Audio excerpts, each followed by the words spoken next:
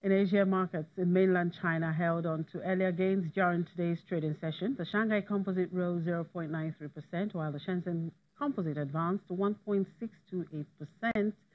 Hong Kong's Hang Seng Index was largely flat during the final hour of trade. In other major Asian markets, stocks mainly saw losses.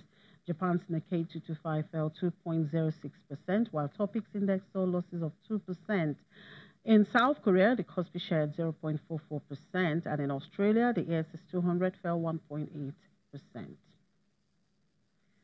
The U.S. stock futures traded slightly higher following a sharp downturn in the previous session. As of around 5:45 a.m. Eastern Time, Dow Jones Industrial Average Futures rose 46 points, indicating a higher open of 50 points, while S&P 500 and Nasdaq futures were also in positive territory.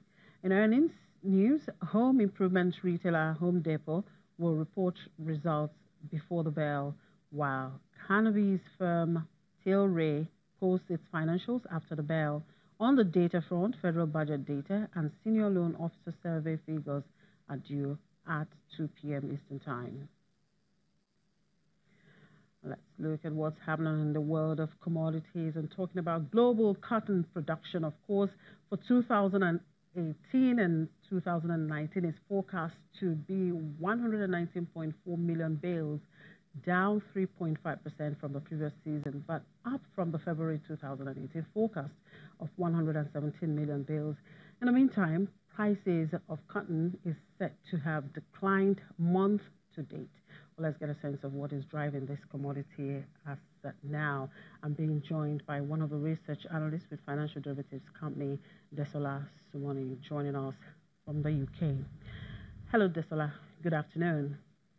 Hello, Chimezi. Good afternoon. Talking about cotton prices, that commodity has declined by 0.81% month to date. What are the factors driving the price decline?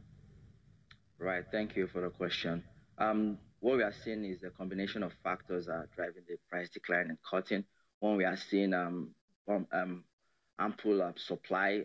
According to the United States Department of Agriculture monthly report, countries in the Northern Hemisphere, major grain countries in the Northern Hemisphere, recorded bumper harvest, which boosted global supply. On the demand side, we are seeing a tepid demand as major economies such as China, EU, and the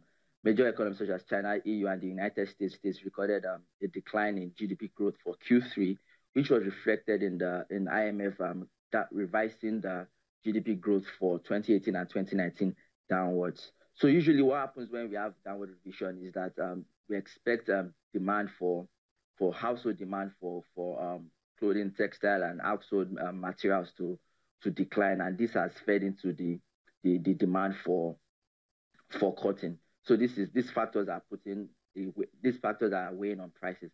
Also, the U.S.-China trade disputes is also weighing on prices.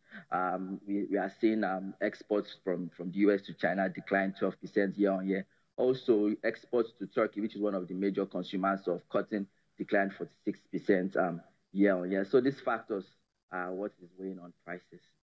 Now, global cotton production for 2018-2019 is forecast to be 119.4 million bales. That's down 3.5%. Where is Nigeria in terms of production, demand, and ranking in Africa and the world?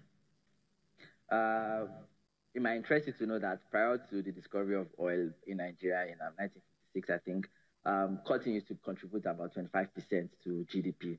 Now that has shrunk to a meager 4%. So Nigeria is now is a what's it called now? Is a marginal player in the global cotton industry. And as at 2016, data from the Food and Agriculture Organization showed that Nigeria's production was around 348,000 tons, which is about 1.5% of global demand, which is about 1.5% of global production. So in Nigeria, in Africa, in the world, Nigeria ranks about 22%.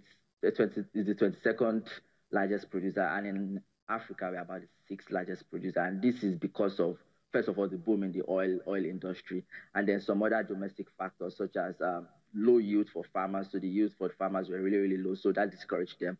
The kind of seeds that we're planting also were not improved seeds, which also contributed to the low yield. And the cotton board, which usually ranks or grades the quality of cotton, was also scrapped. So these factors, and also lack of investment by the government in the cotton sector, contributed to the decline in the cotton sector. And now Nigeria is a marginal player in the global industry. Right, Demola, just before I let you go, just a quick one. What policies would you like to see in Nigeria towards boosting cotton production, or of course as part of the diversification plan? I think the past Minister of Agric was really, really aggressive about trying to improve the agricultural production of Nigeria, especially for cotton. I think I read that they're trying to bring some experts to analyze the situation in Nigeria and just try to show the way to give us a roadmap on how to move forward. But recently, there was a MOU between Nigeria and a Chinese firm of about, I think, $2 billion to try and invest to revamp the cotton sector. Also, we are seeing Nigeria is trying to introduce genetically modified seeds, which is expected, which is likely to improve. Okay, thank you. All right, Demola, well, we don't really have much time there. Thank you for your time. Demola Simone is one of the research analysts with Financial Derivatives Company. We'll take a break, and when we come back, MTN Group hints of its plans to launch mobile money services in Nigeria. To stay with us.